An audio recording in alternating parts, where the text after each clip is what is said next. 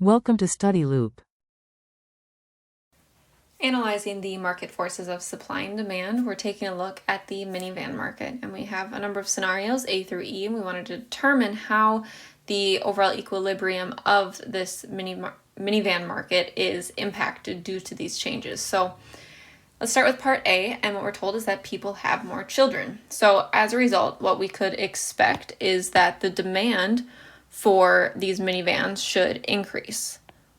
Right? People have more children, they're going to have more need for these minivans, these vehicles that can hold all of their children. So we're going to see this increase in our equilibrium. So as a result, our quantity is going to increase, as is our price.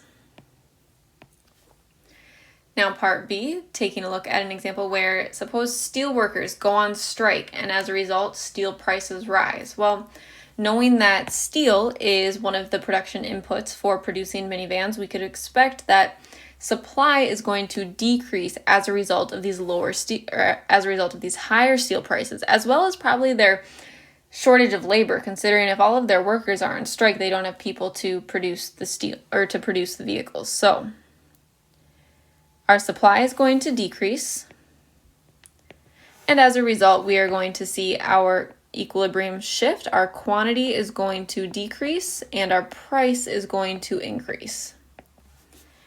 Part C here, now we're supposing that some new automated machinery is developed for minivan production.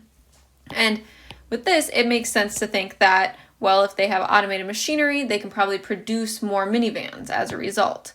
So what we're likely to see here is an increase in supply as it becomes easier to produce these minivans. And here our equilibrium shifts again. We're going to see this increase in our quantity and a decrease in price. Part D, suppose that SUV prices rise.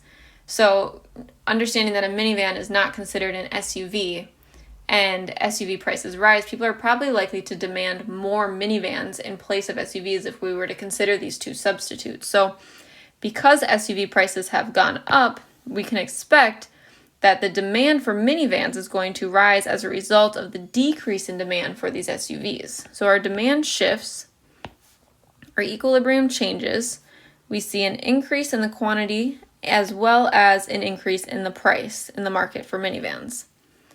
Now part E, I'm going to scroll down, supposing that people's wealth is lower due to a stock market crash.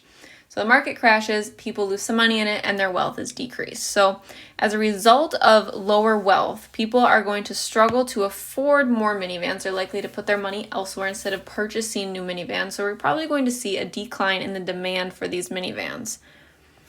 So the demand is going to drop, and we're going to see our equilibrium shift with a decrease in quantity and a decrease in price in the market for minivans.